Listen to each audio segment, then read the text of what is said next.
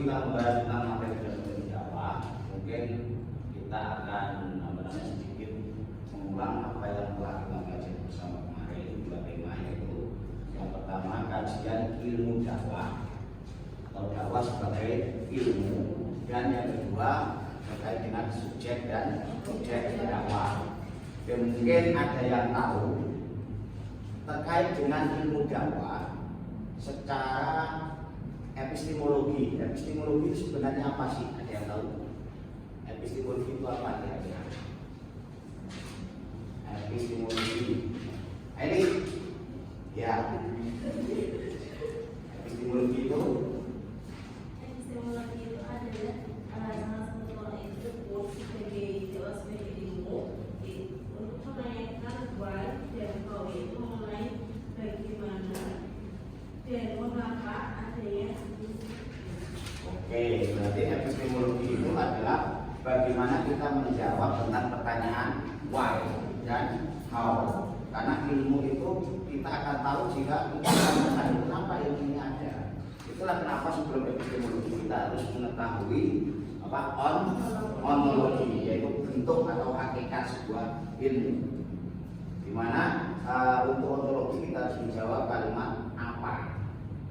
Setelah kita mengetahui apa hakikat ilmu, kenapa ilmu itu ada, maka yang terakhir adalah value dari keilmuan tersebut. Apa kegunaan ilmu tersebut? Itulah yang membedakan antara keilmuan timur dan barat. Kalau keilmuan barat itu bebas nilai, beda dengan Islam. Ketika ada keilmuan baru, maka harus nilai apa yang dihasilkan dari ilmu tersebut. Ilmu dakwah pun seperti itu. Nah, setelah kita mengetahui antara ontologi, epistemologi, dan aksiologi, maka kemudian kita harus mengetahui objek dan subjek dari dakwah. Subjek dakwah disebut apa? Subjek dakwah disebut dai. Kalau objek dakwah mad'u. Yes. Objek dai itu mad'u, kalau subjek dai. Dai ada beberapa syarat kemarin. Apa saja syaratnya? Harus bermainah, harus tenang, harus bisa seimbang, ya, menyeimbangkan diri. Minimal ada pada posisi seperti itu. Oke, baik, kalau begitu mungkin untuk pemahaman yang kemarin saya kira sudah bisa dipahami semua, ya. Ya, dan kita lanjut untuk materi hari ini, di mana materi tersebut hari ini adalah kita berbicara tentang metode dakwah yang akan dipresentasikan oleh saudari Leni, Arsi, sama Farah. Oke, waktu dan tempat saya persilahkan.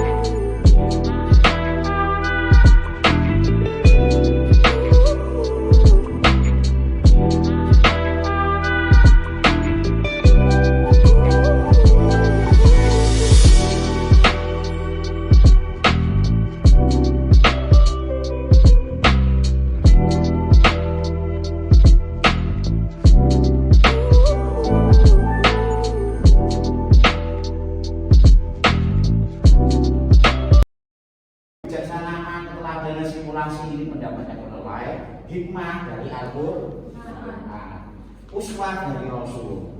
Yang kedua, anggap saja metode mauidhah hasanah. Mauidhah hasanah ini adalah sebuah sebuah nasihat, sebuah keteladanan, sebuah ungkapan yang indah. Sebuah ungkapan yang indah. Ini metode mauidhah hasanah ini bisa berbentuk nasihat, terus tadi apa, tabsyir wa tandzir, atau apa, sesuatu yang membahagiakan dan sesuatu yang menakut-nakuti. At-tabzir itu membahagiakan, iming-iming. Sampean kuwi misalnya rajin, ya, pasti nilai mati itu tabzir. Tapi kalau tanbir itu menakut-nakuti. Oh, kalau Anda terlambat, Anda akan dipotong gajinya, misalnya seperti itu. Tanbir itulah kenapa Tuhan Allah pasti memamer-mamer kita ya, dengan surga dan menakut-nakuti kita dengan itu metode apa lagi? Tabzir membuat tanzir. Terus ada lagi yang melaksanakan metode ada wasiat. Wasiat itu apa? Wasiat adalah nasihat yang kuat. Kalau hanya nasihat, Anda mau ikuti mau tidak terserah. Tapi kalau wasiat berarti nasihat itu harus dilakukan. Apalagi kalau yang wasiat itu sudah mau meninggal. Ya wis wasiatnya harus dilakukan. Kalau enggak aku berbeda diikuti terus. Guyonannya kan itu yang kedua. Terus yang ketiga adalah mujadalah. Metode apa? Mujadalah billati ya sama. Mujadalah billati ya ahsan. Mujadalah yang dinamakan mujadalah adalah jadal. Jadal itu apa? Jadal itu dialog. Dialog. Mujadalah berarti yasan adalah berarti berdialog. Dialog itu intinya apa? Mencari benar salah, menang kalah, ataukah mencari titik temu. Dialog itu kira-kira mencari titik temu. Beda kalau debat, mesti mencari benar salah. Lah mujadalah berarti yasan itu mencari titik temu. Kenapa? Karena seseorang ketika disalahkan mesti ngamuk, gak mau, gak terima, pasti meskipun dia salah. Karena mujadalah berarti hasil adalah dialog. Inilah metode. Baru kemudian yang terakhir teknik. Teknik itu apa? Teknik adalah cara prosedur yang implementatif tapi khusus. Implementatif tapi khusus. Berarti lebih khusus dari metode. Contoh untuk menguji pemahaman saudara semua. Untuk menguji pemahaman saudara semua nanti ini satu kelas 21 orang. Nanti dibuat 4 grup masing-masing 5 ya, masing-masing 5. Kemudian Anda amati kegiatan dakwah, aktivitas dakwah di lingkungan saudara semua. Kalau lingkungannya konflik ya silakan diamati. Kalau lingkungannya lingkungan pedesaan ya silakan diamati. Lingkungan perkotaan diamati. Kemudian nanti tentukan, buat sebuah badan, tentukan pendekatan yang digunakan itu apa kira-kira.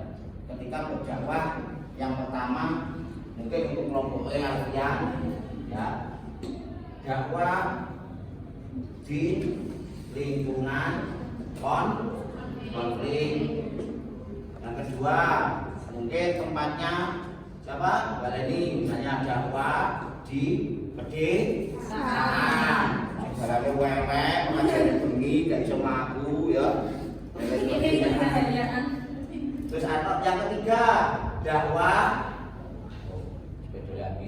di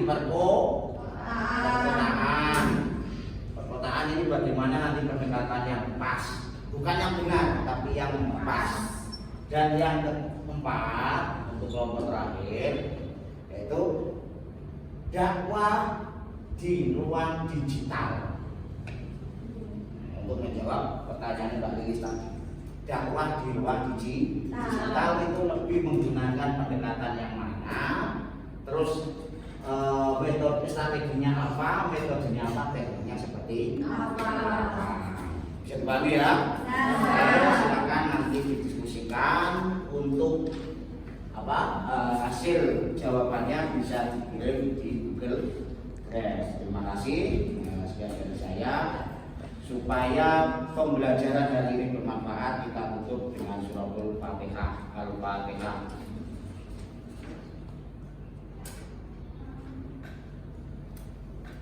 Mohon maaf atas segala kekurangan. Alhamdulillah.